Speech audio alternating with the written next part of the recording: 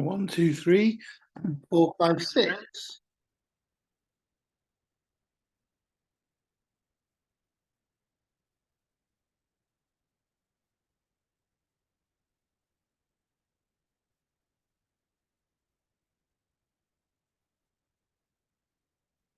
One, two, 3, 4, 5, 6.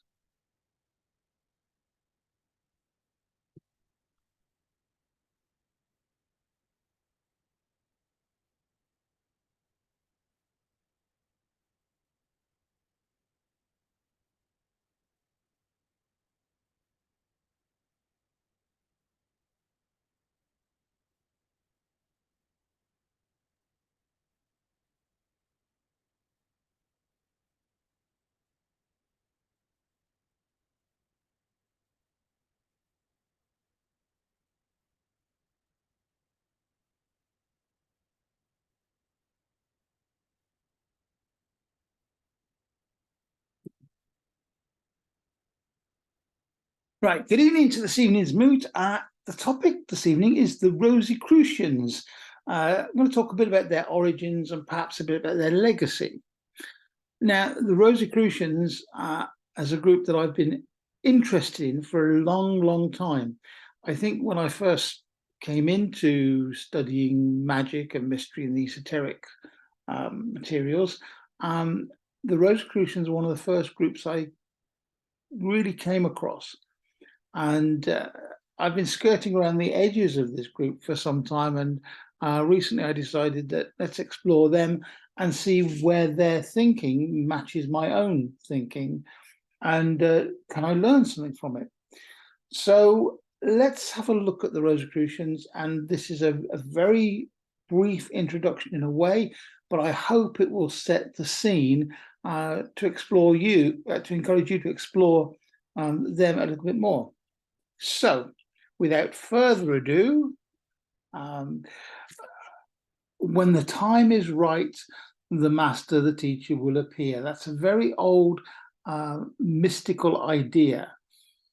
And it's kind of something that's at the core of who the Rosicrucians are, because they do suggest that when the time is right, the masters, the teachers, will appear to the people that need them.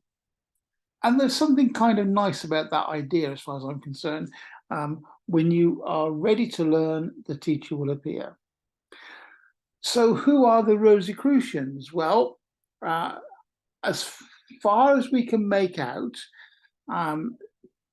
they've been talked about in terms of being a hidden group of masters and initiates that have been on the outside fringes of society, but influencing it intellectually, culturally, and spiritually. Their purpose as a group was said to guide and heal. And interestingly, it is reported that members of the Rosicrucians would not charge for their services because they believed that if they were involved in healing or in teaching in many respects, they were giving a service.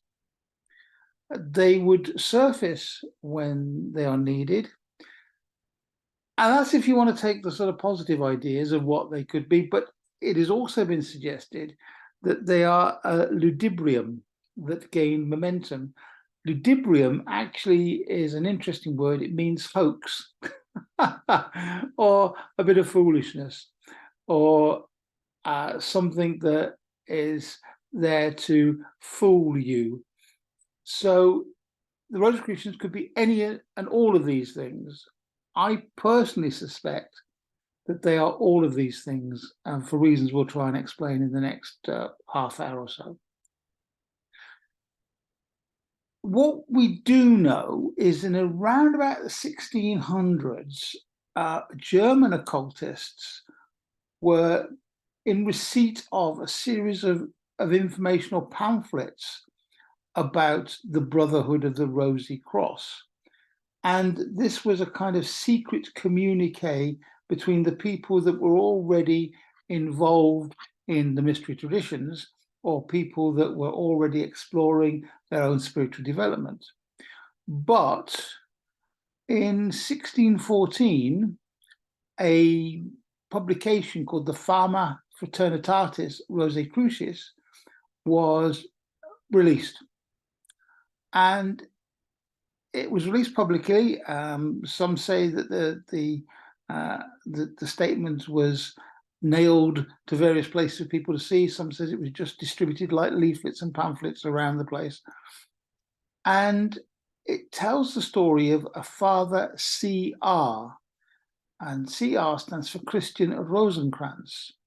And later in the text, he's referred to as C.R.C. Christian Rosencrantz or Christian of the Rosy Cross, however you want to read that. And the story in the Fama was about the pilgrimage to Jerusalem of this particular sage and his meeting with other wise people from Arabia.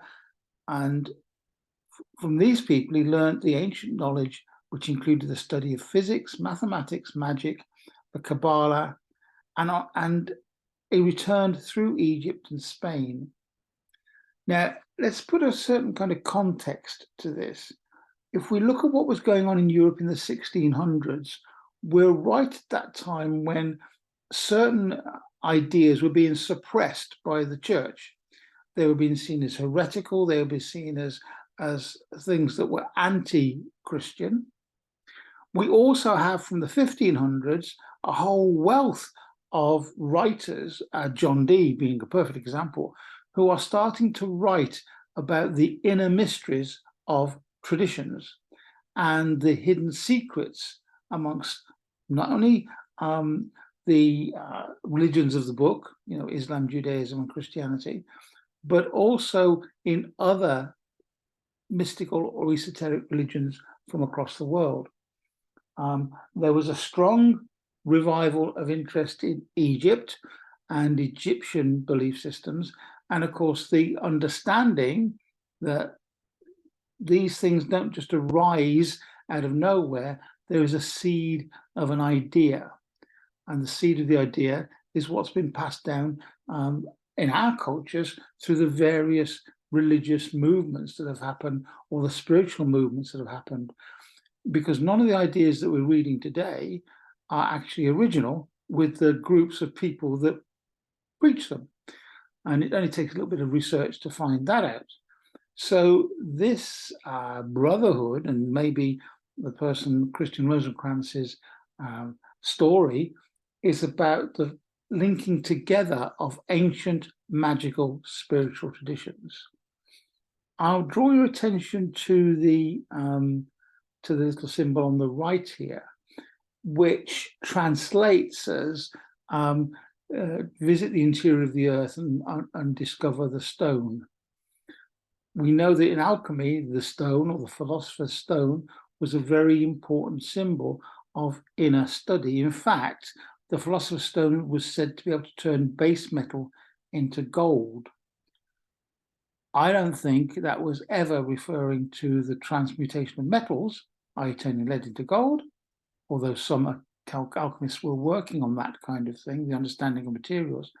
I think that's a spiritual reference for changing the base lead of us, our personalities, our material selves, into the spiritual gold that lies within. But more about that later. A few years later, in 1615, the Confessio Fraternitatis was published, which translates to the Confession of the Brotherhood of the Rosy Cross. And it declared that following Christian Rosencrantz's story and journeys, a group of alchemists and sages had created a society that was preparing to transform the political and intellectual landscape of Europe. Again, remember 1600s, the persecutions, the suppression of certain kinds of knowledge, the fact that you had to be of a particular religious faith to be on the side of God. This was all bubbling under the surface, as was the scientific revolution. Great discoveries being made in science. And of course, when you have spiritual ideas and scientific ideas are sort of clashing with each other, there needs to be some way of resolving them, some way of creating a philosophy which starts to incorporate both. This secret society was said to have always been present and would appear at times of need, just like Excalibur, and that idea of appearing at times of need. So the farmer, the first publication, was telling people about the story of Christian Rosencrantz, and the second publication, a few years later, was actually saying, don't worry, there's a group of people that have been studying this stuff, and we're sitting in the wings waiting to guide and teach people who need that guidance and teaching.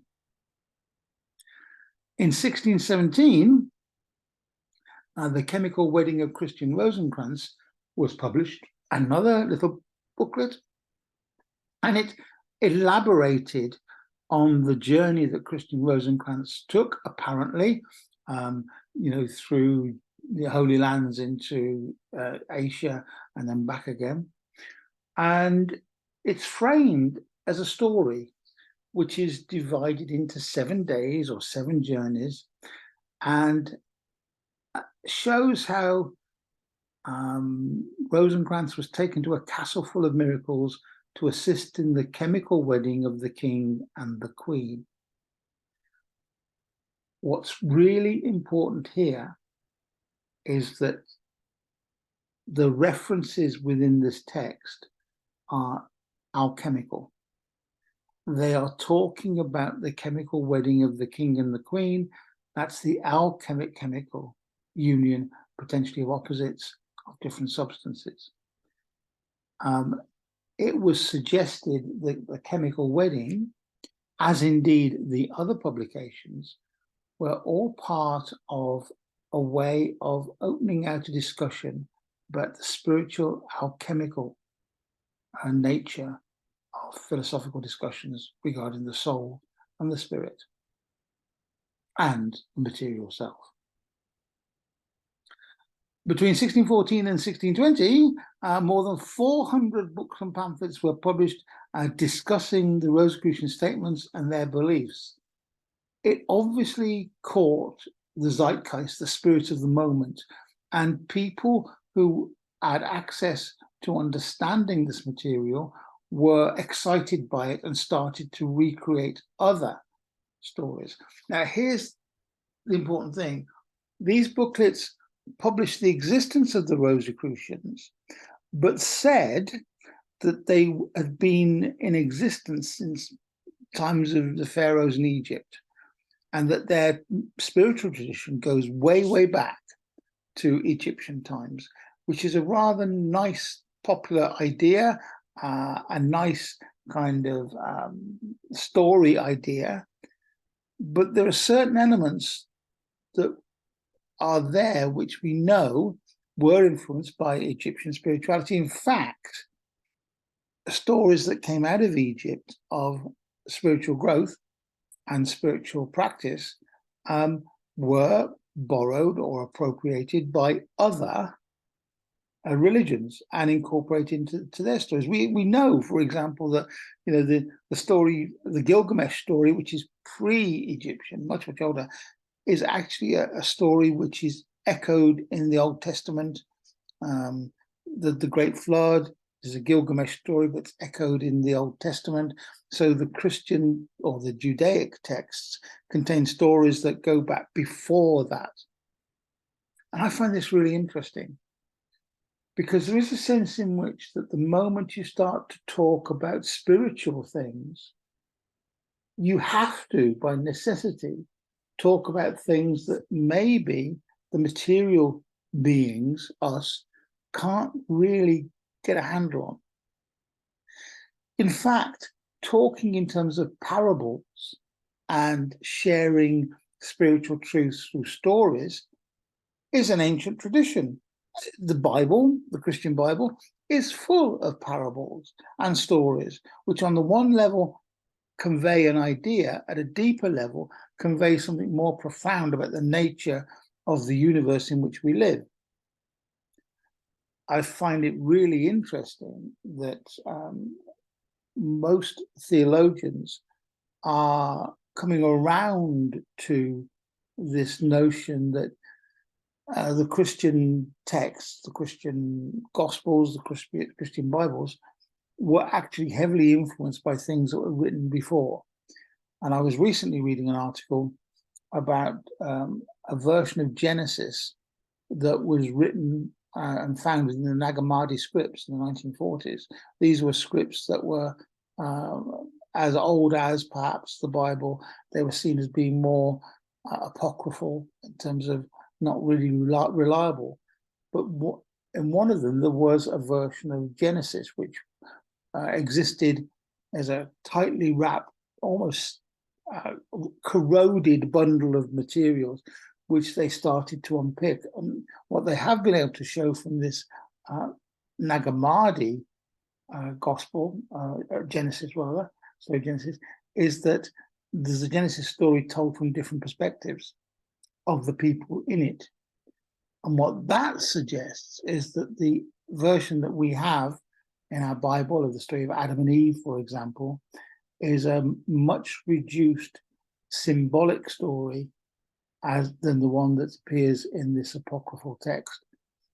I just think it's interesting, and it allows us to keep our eyes open and ourselves aware that some of the stories that we've given lots of credence to had various versions, and only the most politically expedient versions were kept by the early church.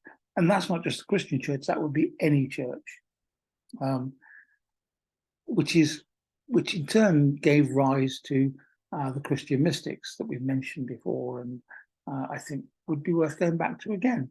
So within Christianity, there are the secular Christians, the everyday Christian belief system, but there's always been a thread of mystic Christianity, which has harkened back to older teachings and traditions. So as to whether this whole set of pamphlets were hoax or allegory is the key question. Now, Johann Valentine André, in his autobiography, which was published posthumously, claimed authorship of The Chemical Wedding. And in his autobiography, he says it was a playful or trivial thing written to expose the vanity of the curious. Now, people who study stuff and get caught up in the one-dimensional study of something are actually vain, I believe. I'm thinking now particularly of lots of conspiracy theorists who actually only read a certain kind of text, only read a certain kind of information. They don't test their knowledge and their understanding against other things. And there's a certain kind of vanity in that. So what Andrea was saying in his autobiography was that he wrote The Chemical Wedding to work out who was vain enough to believe it and who was intellectual enough to question it, and maybe then accept it. However, 1600s, think about this, it's been suggested that his stance was seen as an attempt to avoid persecution by the church. Because if he had been found to have written this stuff, and if he held to its core stories, he would be in direct conflict to the papal authorities that were the Christian ruling dynasty at the time. What I love here is this wonderful graphic. If you are aware of your tarot, you will see immediately a sort of reference here to the card that is number 2 in the major arcana, the High Priestess with the towers. These columns, these towers, were the temples of the tower, they were columns of the temple, and in biblical terms they were known as Joachim and Boaz. They're often depicted as black and white, yin and yang, if you like. And here we see this kind of weird lion-headed, griffin-winged creature pulling those temples down. Now, on the one hand, you could see that as a really interesting image that suggests that all of these writings are against the church and trying to wreck the temple. Or you could see this image as a set of teachings which are shaping the foundations of dogmatic belief. Interpret it as you will, I kind of like that, and it's worth thinking about. Of course, Rosicrucians would actually argue that the whole set of pamphlets were allegories, and they were allegories or parables in which only the initiated or only the true seeker would start to understand the meaning of. So that's worth thinking about. And again, it is part of this allegorical tradition that exists within all religious disciplines or spiritual paths. So what about the other texts? What about the other two pamphlets? Well, we really don't know who wrote them, but the first one seems to have been influenced by the work of Henrik Kunrath, who was an alchemist. And there are references to his work and some of the things he wrote. There are also references to, and in fact, Kunrath was influenced by John Dee's Monus Hieroglyphica. Now, I know we've talked about the Monus Hieroglyphica in previous moots, and you might, if you're a member of the group, you might like to go back and look at the recordings of the John Dee moot or the Monus Hieroglyphica moot and the moot on the alchemical symbolism of the planets, simply because in those two moots, we spoke a lot about interpreting symbols that refer to more than just the words. And of course, we've seen John Valentic Andrea claimed that he wrote The Chemical Wedding. We don't know. We don't know. But what we do know is there's been a wealth of material that's come out in terms of interpreting, discussing, and exploring the spiritual dimensions, especially the alchemical dimensions, within the Rosicrucian tradition. Now, I'm just going to share a personal story here for a moment. When I was about 12, 13, I was given my first deck of tarot cards. And I remember the tarot cards vividly. They were the Rider-Waite tarot cards, or perhaps I should change the naming of that. And many of you who heard me talk about tarot before will know why that's not a very good name. But that set of tarot cards, I got interested not in the fortune telling stuff that most people seem to get caught up with. I got caught up with the idea that there was a book, the cards represented symbols and ideas, and the 78 cards of the tarot deck was actually a set of representations of spiritual ideas. Well, that's what I thought when I was 13 anyway. And one of the things that was interesting to me about that was those ideas must have come from somewhere. So I started to read through lots of texts. I scoured my local library. I lived in Herefordshire. I scoured in Hereford, actually, in the town. Went to my local library and went to the occult and esoteric section, of which there was a very small one. And I started to devour the very few books they had on this. The Aleister Crowley book was there, as you may understand, Magic and Theory and Practice, which I read and didn't fully understand, but realized that Crowley was having a joke. At times, he was using metaphor in a way that would put certain people off. And then I read the stuff on the Kabbalah, material on the Kabbalah, and got interested in that. And then I thought, well, I need to balance stuff out. So I actually then visited, over 2 or 3 years, every church in the area near where I lived. That included High Church, Methodist Church. It included the Pentecostal Church. It included the Spiritualist Church. It included everything I could find that was professing to be sharing a certain kind of spirituality. And there were two things that came out of that for me. One was that when you went to these places, many of the people there were genuinely connecting to something through their belief and through their worship. But the other thing that came to me was there's a similarity between the teachings. And that led me to sort of start to think about loads of material about connectivity of religions. And maybe you do or do not know, although my main degree when I went to university was geology and geography, very practical, earthy subjects.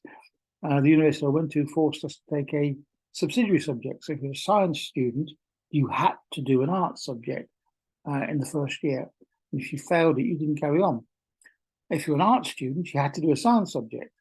And if you failed it, you didn't carry on.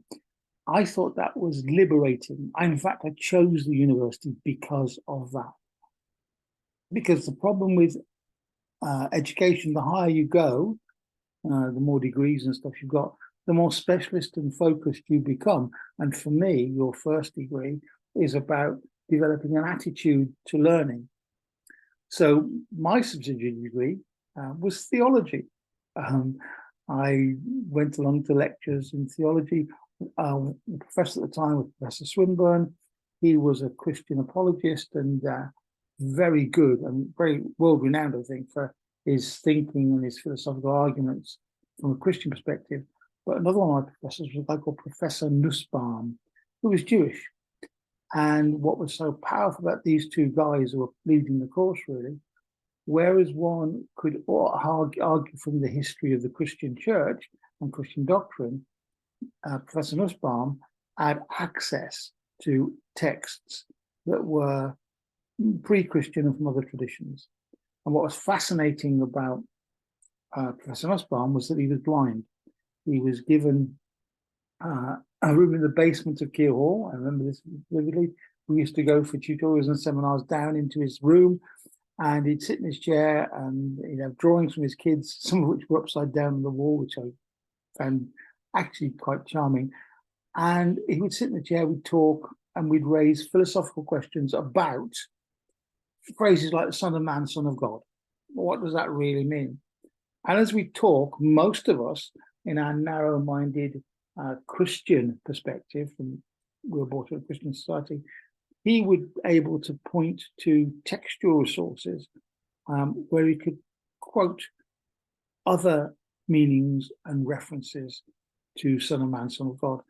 I remember vividly one day when we were talking about this, he pointed to a shelf and got me and somebody else to take some books down, and there he read from the Hebrew, the Aramaic, all in Braille, Hebrew, Aramaic, the Latin, and the sort of Greek texts, the way that these words were being used. And it was at that point I kind of realized that every word that we use is a hook for a personal experience. And therefore, these people who are trying to talk about spiritual experiences can only use the words that we understand. And therefore, the power of story, the power of narrative, the power of allegory and metaphor became very apparent to me sitting in Professor Nussbaum's office. And it was at that point that I kind of realized that actually I'd like to call myself a rational mystic. The science part of me is interested in looking at the rational explanations for things and finding evidence through proof and evidence through logic and evidence through experimentation. The spiritual part of me realized that you can't use the same tools to look at spiritual things. You have to use far more artistic and subjective tools to explore spirituality. That's, that was a digression, but it was relevant because the thing that brought me to the Rosicrucians thinking in the first place was the fact that I identified some of their works, some of their things I read about the Rosicrucians as being a rational mystic perspective, but also celebrating both and all. So in 1622, it's the peak of the, going back in time now, of the Rosicrucians, there was a peak of intrigue, really. There was a public statement made and published and shared to everybody in Paris that could read it. We, the deputies of the Higher College of the Rose Cross, do make our stay visibly and invisibly in this city. And then they sort of had a load of thoughts that, and saying that the real desire of the seeker will lead us to him and him to us.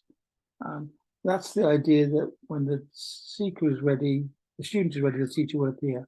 When the teacher is ready, the student will appear. And what they were saying here was, whether you can find us or not, we don't have churches, we don't have, at that stage, they didn't have, temples that were publicly known. They're saying, we're here. We're here. There's a group of people here that are exploring this stuff that maybe you shouldn't be exploring or can't explore at the moment because of the culture, because culture isn't ready for us, society isn't ready for us, but individuals may be. I kind of like that romantic idea anyway. Now, just a brief word about Christian Rosencrantz. It was, in the early text, it was said that he was a medieval German aristocrat, and he was orphaned at the age of 4 or 5 and raised in a monastery where he studied for 12 years. Notice, by the way, the 7 journeys, there's a numerological reference there. The 12 years reference here, there are certain biblical overtones to those numbers. And he traveled in the Holy Land, Turkey, Persia, Arabia, and studied under many masters, and then returned to found the fraternity of the Rosy Cross.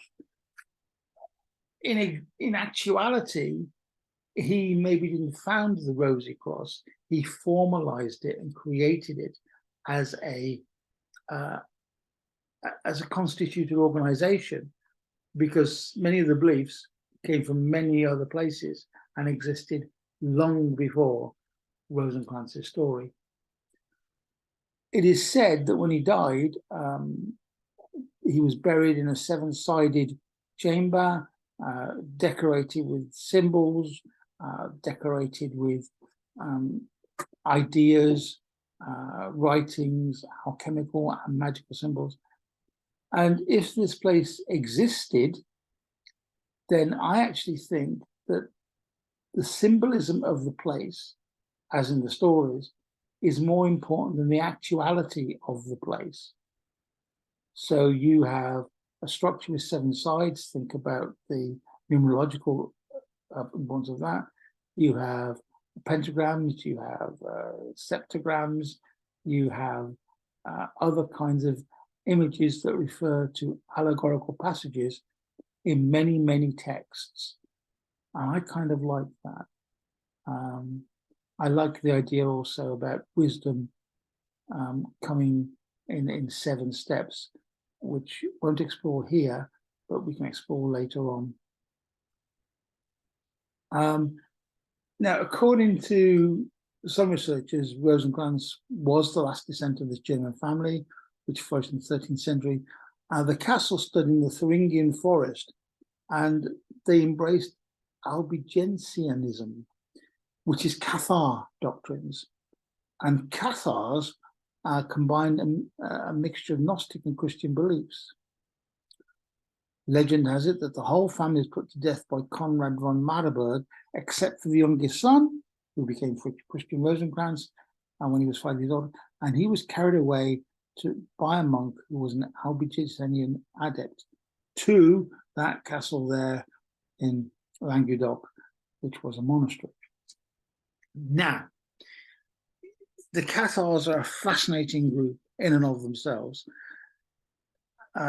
called by the church heretics, and their heretical belief system led to papal, not only just papal inquisitions, but a desire to exterminate the whole of that particular following, which they did. Cathars are possibly linked to the Knights Templar, or at least myths of the Knights Templar. and as certain stories would have, the Knights Templar were stationed in Temple Mount in Jerusalem, which was an Islamic, or is now an Islamic temple.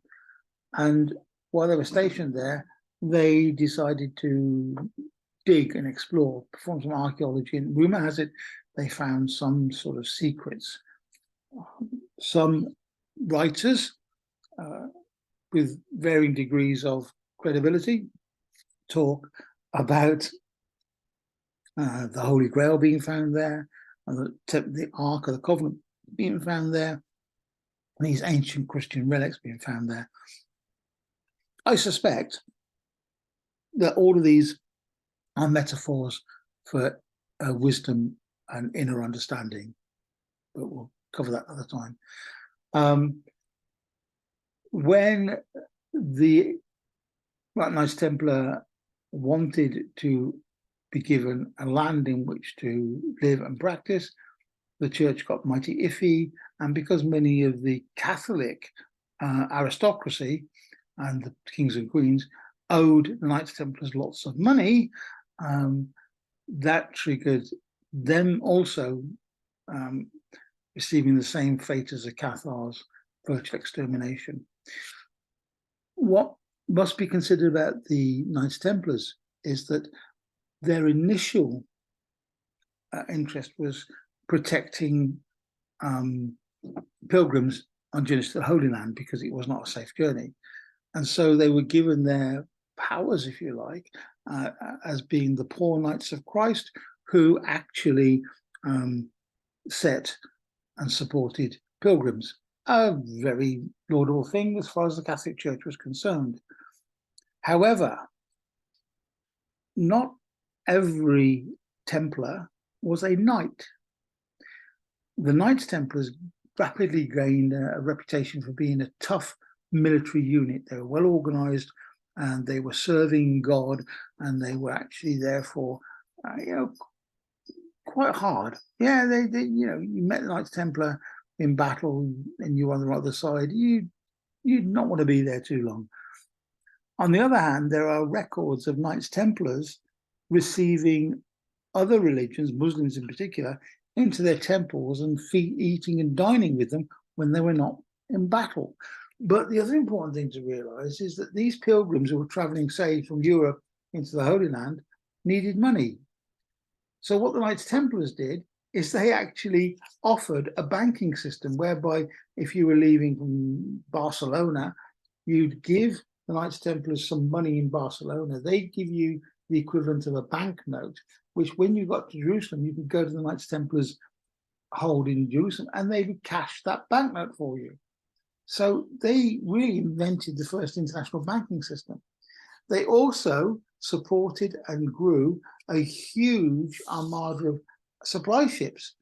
One of the things that we often forget when we watch these historical films is that if you've got one knight on a horse and maybe their page in battle, that knight would require the output of 2 farms to keep them supported in the field. So the Knights Templar also had people join them and offer the farming stock, the farms and the markets that grew up because of Knights Templar were quite incredible. And it was suggested that the best landlords were Knights Templars and the most fair payers were Knights Templars. But all of this set the banking system, the fact they've got a supply chain, actually is a big threat to people who are hanging on to their own countries, by a thread. And they themselves owe the Knights Templars money. So the excuse to destroy the Knights Templars, which became a spiritual excuse, certainly wasn't. It was a practical economic excuse. And with the Cathars, who the Knights Templars are said to have taken on some of their Gnostic traditions, well, let's get rid of them too. So we cleanse Christianity from, its money laundering and its devil worship all in one go, and we kill everybody, which is a very peaceful thing to do, isn't it?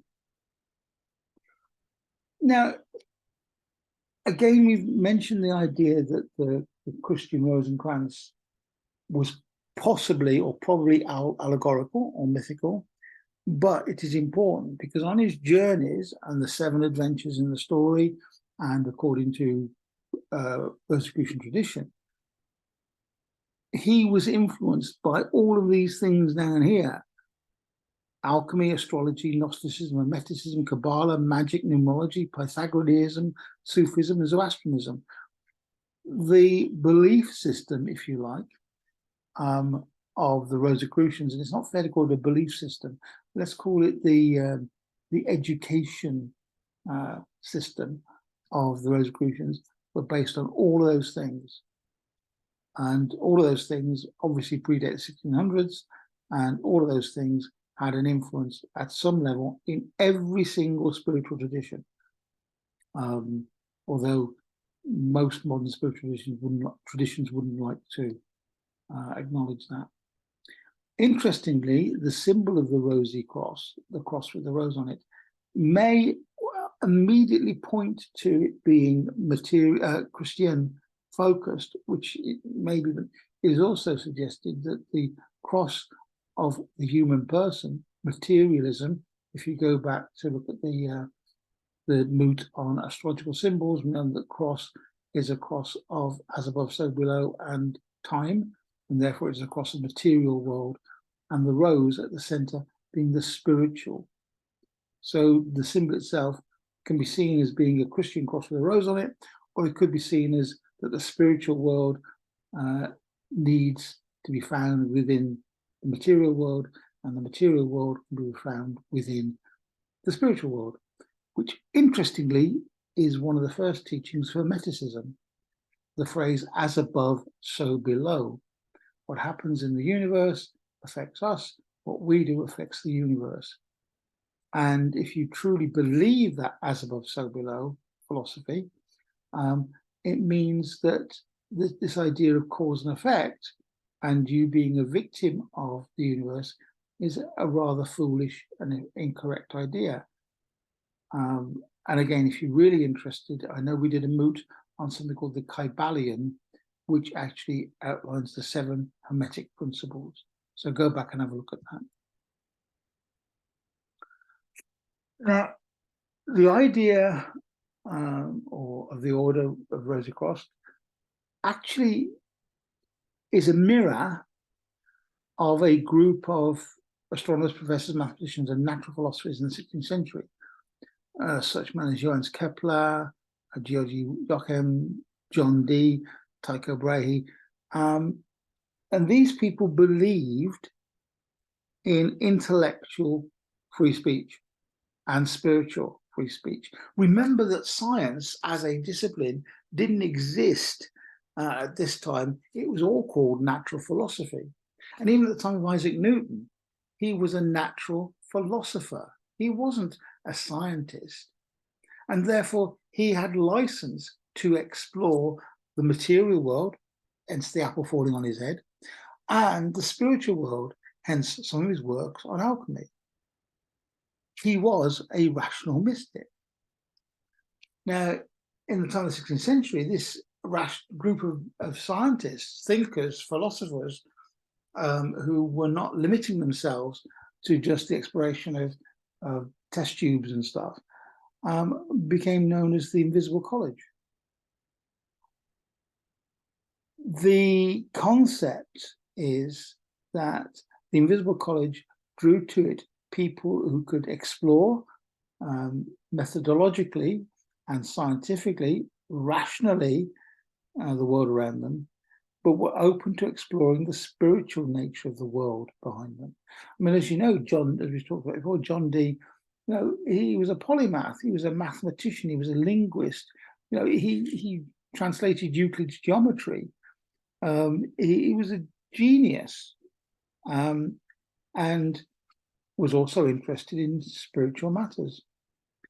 It is suggested that this Invisible College, this kind of ground for free speech, was the precursor to the Royal Society, which was founded in 1660. And what is the Royal Society today? Well, apart from doing its Christmas lectures to kids, the Royal Society is a think tank. It is a group of people with shared passion for different aspects of their studies, meeting together to discuss, to share. And one of the things that's really important here, I think, is that we need to be very clear in our minds one of the differences between science and mysticism. Science always proceeds to test an idea, and then once the idea has been tested and some results have been given, those results are shared with other scientists who repeat the process in order to see if there's a common law here. Scientists don't have theories, not to start with anyway. They generate hypotheses, ideas, which can be tested. In fact, most science goes to try to falsify an idea. So if I believe that the greening grass is made from a chemical, I try and disprove that idea. And in trying to disprove it, I actually get a sense that I'm either right or wrong. If I'm wrong, then it opens the ground to more exploration. If I'm right, then again, more explanation is needed. So science is a never-ending process of moving from what we know to what we don't know to what we know by looking at it more deeply. It's that whole process. Mysticism, on the other hand, is a personal experience with the world, and it's far more subjective. That doesn't mean they can't coexist, because I believe they can. What it does mean is you're using a different set of tools and techniques and approaches to make statements in metaphysics, which is the science of the philosophy of spiritual things, and science itself. I hope that makes sense. And it's worth thinking about. So when you read in the paper, scientists have discovered that, treat statements like that with incredible care, because no true scientist would actually say that their idea is permanent. In fact, there's a wonderful, I remember writing this a few years ago, I can't remember where and when, but I remember saying in a talk, it was a talk, I actually said, the more you understand, the less you know. And I think that's a very, very important point. People who are not scientists and not scientifically trained tend to have this notion that scientists sit in ivory towers and pontificate about the nature of life, the universe, and everything. In fact, they don't. That may be part of what they consider, but they're actually considering processes they can measure, things they can look at, things that they can try to use to explain other things. Something becomes a theory when, after consistent attempts to discount it, disprove it, it stands the test. And then from that, it can predict other things. So the reason theory of gravity is a theory is it predicts other things using it. The reason that the theory of evolution is a theory and not a guess is because from it, it makes certain predictions about the way things would work, and these can be tested out. And if they survive testing, it maintains its status as a theory. I'll stop there because I was just about to launch into a conversation about creationism versus evolutionism, but I'll leave that for another time. Now, these people, they said they appear at certain times. When the time is right, we should appear. When the seeker seeks, they will find. Where do you find their teachings apart from in modern-day Rosicrucian societies? Well, there are two Masonic rites that have been inspired by Rosicrucian teaching, the rectified Scottish rite and the ancient accepted Scottish rite, first practiced in France, the so-called 18th degree Knights of the Rose Cross. Now, Masonism, Masonic, Masonry I was going to call it, but that, yeah, if you are a Mason, then you may or may not understand some of the deeper things within your tradition. I remember doing a talk on the Kabbalah in Cornwall, and there were two rather well-dressed, suited gentlemen at the back. The rest of the people looked like New Age hippies, but that's besides the point. And I was talking about the Kabbalah, and at the break, these two gentlemen came up to me and gave me a funny handshake and said, "So what degree of Mason are you?" I said, "I'm not a Mason." And they said, "Well, how do you know our secrets?" "I don't. I'm talking about the Kabbalah." And that brings to a point about this: the more you know, the less you understand. Most traditions teach stuff to a certain point and never go beyond that. And that's perfectly fine, by the way. You know, if Masons aren't fully trained or understanding the history of their traditions, then that's okay for them, because they're still doing what they do. And if I'm really honest, apart from the negative press, most Masons are actually involved in charitable situations. I'm a member of a society called the Odd Fellows, and the Odd Fellows is a charitable society. The idea is to help people, and it's called Odd Fellows because Odd Fellows do not belong to a single trade group. However, in the Odd Fellows meetings, there are symbols around the place which have deeper levels of significance than most people would notice. They just take it as it being there. You go to church, you go to watch you go to attend a blessing.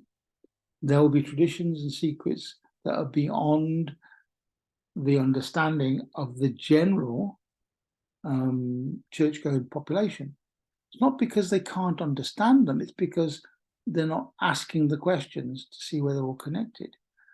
That, as far as I'm concerned, and I'm going to get personal about this, that's the problem, that you've got Christians duffing up Jews and Muslims and vice versa, because they don't understand the real connection between the spiritual tradition they're sharing. I could go on about this forever, but I won't. So what else is Rosicrucian influence? Well, the Hermetic Order of the Golden Dawn, which actually was set up as another Masonic group. There were Masons who wanted something different, and so they set up the Golden Dawn, and they started to base their teachings on Hermeticism. Interestingly, the first few members of the Golden Dawn were women, and that was another thing, because the Masons themselves don't allow women members, but Golden Dawn encouraged participation of women, and in particular theatrical, spiritual, and charitable women who actually created a lot of the imagery and ritual. But that's beside the point.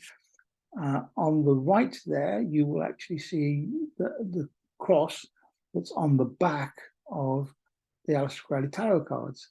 It is full of imagery and symbolism that most people, when they get a deck of cards, tarot cards, spend all the time looking at the front of the cards and rarely at the back. And the back of the cards contains inner secrets and mysteries that are based upon Hermeticism, which are linked to Rosicrucianism. The builders of the Atidium, Aditum, that's Paul Foster Casey's group of people who studied the tarot, and the way the tarot links to the Kabbalah. They have Rosicrucian influences. Theosophy, yes, Madame Blavatsky and her stuff, and the Ascended Masters, that has some Rosicrucian influence within it. And the Fraternity of the Hidden Light, a more modern group who talk about Ascended Masters in a slightly different way, they are Rosicrucian influenced. So this group, although they've been kind of sitting in the background and not really until recent years taking open memberships, their philosophies have had a lot of effect upon other spiritual traditions or spiritual groups or occult groups, mystic groups, esoteric groups, whatever you want to call them.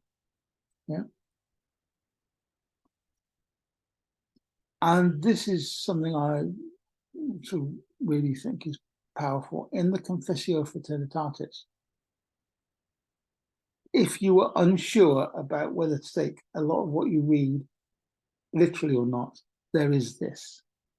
They actually say, we speak unto you by parables, but would willingly bring you to the right, simple, easy, and ingenious exposition, understanding, declaration, and knowledge of all secrets.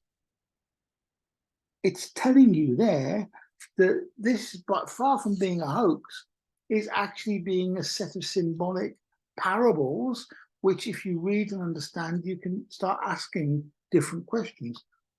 And when you ask different questions, you might get led into different areas. Now, one of the key characters that keeps cropping up in a number of traditions is a guy called Hermes Trismegistus. That single character and everything that stems from him is worthy of a topic in and of himself. And we will talk about him because the Hermetic teachings actually stem from the tradition of the Greeks, the Egyptians, and the various peoples that were influenced by Hermes Trismegistus. If you look at one of the existing fellowships that you can join if you want to, their claim, their desire is to want to do this, prepare the individual by development of mind, heart, and spirit in unselfish service to an all-embracing altruism. I love that quote. As we look around the world today, we look at the conflict that exists, the arguments over what? Pieces of land, over belief systems, over somebody's holy book. If we stop to look at the craziness that we're seeing in the world, and then step back and ask ourselves, is it possible to have harmony and to develop our mind and heart in a spirit of unselfish service? Are we able to do that? Well, I think we are, but many of us choose not to. Many societies choose not to. Many societies choose to continue the way their cultures, the way human societies always have. The strongest, the more aggressive tends to win out. And that chaotic evolution of humankind is something that I have a problem with, because I actually do believe there's another way. And I believe that if we could have a society, a group of people of multi-faiths that could sit down and talk and discuss and agree or disagree and argue and not argue with each other's spiritual points, but be open to some other people's ideas, we would understand each other better. It's not the story that we have a problem with, it's the interpretation of that story. The ancient and mystical order of the Rosicrucians, which is probably the largest existing Rosicrucian society, make this statement. I agree with this too. I love the idea that I can't maybe do anything about the rest of the world immediately, but if I do the best that I can do to become a more understanding, more educated, more balanced person, and I can actually connect with stuff that makes me feel that I'm learning, then I will contribute to the people I touch, I speak to, the people things I share, and they will share stuff with me and will grow. And like ripples in a pond, each one of us with an idea sets out our ripples that can interact with other ripples to find a new way through. I think, personally, that that's the destiny of human species if we don't kill ourselves off first. So, What have we been talking about? Rosicrucianism is not a religion. It doesn't have the same kind of dogma as many religious belief systems. There's no single holy book. There's no single deity you have to follow. There's no single set of rituals that you have to take part in. It's an incorporation of metaphysics and mysticism, if you like, science, philosophy, and spirituality. It has one overriding tenet, if you like, that there is a universal mind or cosmic consciousness of which we are all a part. And that's where you find the commonality between many, many, many religions and early belief systems. We are part of a bigger consciousness, and we have an important role in that consciousness, as above, so below. The concept of universal mind doesn't even necessarily imply a creator, although it can, but it implies something that I find difficult to express in words that won't get misconstrued. We are kind of connected to the universe. It's as simple as that. When I was living on my own for a short while, when I first moved to Cornwall, no, before that actually, when I was a student actually, I remember I was doing meditation, and I remember coming from a meditation and just wanting to write stuff, write. And that's what I did. And many people call this free writing. Many people call it automatic writing. It's not conscious of what you're writing, you're just writing. And when I stopped writing and had a cup of tea and then looked at what I'd written, there was lots of stuff about what I called the material self and the essential self.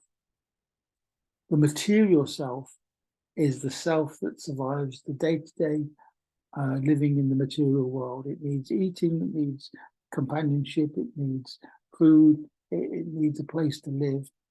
That's the material world. It's got a job, it works, it earns money, blah, blah, blah. The essential self, for me, was the spark of something different inside of us. And the essential self's only purpose was to look for connections, to realize that it wasn't actually isolated, it was part of something bigger. And from those scribbles a few years ago, I managed to produce a set of personal philosophies, which I don't mind sharing at another point. In fact, I will be sharing through that course that I've launched on Substack called The Occult and Esoteric Knowledge. I'm doing at least a monthly post on that, which needs you to subscribe to it. But that's going to be a structured approach to studying this stuff in an intellectual and practical way. So maybe more of this essential self stuff comes out then. But the material self and the essential self is the cross and the rose. Deity is not something you would hear many Rosicrucians say in terms of a specific deity. They believe that personal reflection allows you to discover your connection with whatever you're connected to. And I love this as well. One of the reasons that I kind of always held this fascination with the Rosicrucians was that faith is not required, but openness and a questioning attitude is. In some of their earliest lessons, they talk directly about they're presenting their ideas. You don't have to accept every single one, but at least have the honesty and self-awareness to question those things you don't accept, as well as those things you do accept. And lastly, you can access your own inner wisdom, which I totally believe, because our inner wisdom isn't about knowledge of things. Our inner wisdom is about a sense of connectivity and a sense of, I don't know the word, lightness, enlightenment. Yeah. So the symbol of the Rosy Cross, modern Rosicrucians, particularly those of Amor, ancient and mystical order of Rosy Cross, will recognize that symbol. And there is so much of that symbol that actually is symbolic. It's a symbol with symbolic meaning. And just by looking at it now without really thinking about it, we've got the cross of material, we've got the rose of spirituality, we've got the triangle, which is an elemental triangle. We've also got an anchor shape there. There's so much in that symbol, and I suspect meditating on it will allow you to explore so much about who you are, what you believe, and what you feel connected to. And to finish with, this is a statement from the ancient and mystical order of Rosy Cross. If you're really interested in finding out more about them, you can join them. What they would do is they produce a series of notes or lessons each month, which you sign up for and you obviously pay for, and they will guide you through this process of discovery. Interestingly, before I did this, that was my intent behind my monthly occult course, to guide you through some stuff that I think you might find useful. But be tolerant and defend the right to be different. What powerful statement to not only make but act upon. Never use the faculty of judgment to blame or condemn anyone, for you cannot read the hearts and souls of others. How many times do we do that? Do we sit in judgment of a situation we've heard and actually say that was terrible, that was awful? We just no idea of the circumstances or the situation. Of course we make judgments. It's actually part of our survival mechanism to make judgments, but the ability to sit back and question those judgments actually speaks more of a higher self than a material self. And if we look at these people that we judge benevolently and leniently, we can find the best intention. Now, I like to believe that. I've met some people in my life or read some stuff about people that I cannot see what their best intentions are, but I accept that maybe I'm not bright enough to work that out. However, in a therapy that I'm involved with called neurolinguistic programming, there are a set of core principles within that. And these core principles are surprisingly spiritual in their psychological makeup. And one of the statements that I keep in mind, and when I teach NLP to people, it's one of the statements that they often have a problem with, is that basically every behavior has a positive intent. That's the statement. And if you think about that for a moment, you might immediately say, well, how is a murder a positive intent? And that's not what the statement said. Every behavior individual engaged in has a positive intention for that individual. I'm not judging whether it's right or wrong. I'm actually saying that it has that positive intent. If you can find out what the intention behind the behavior is, you can find ways to doing things differently. So that's the Rosicrucians, a bit of personal stuff thrown in, but I think the reason I've done that is, for me, I resonate quite openly at the moment with this particular path, and I resonate personally with the fact that a lot of us are searching for meaning in our everyday to-day lives, but also in our spiritual lives. And sometimes we find it difficult to reconcile the two. I think it's perfectly possible to reconcile the two. I think it's perfectly possible for us to have a spiritual ideal and approach that actually mirrors our practical material ideals. And that's why it's worth looking at your spiritual development as well as your material development. I hope that makes sense. Happy to take any questions, or for you to drop me an email to say, "Oi, what did you mean by that?" Or, even more excitingly, "I totally disagree with that, and this is why." Because that stuff excites me. If I go around getting lots of nodding heads, That's fine. The moment I get somebody who wants to question it, we can both sit down and have a chat, a talk, and we both could learn something from it. The more you know, the less you understand.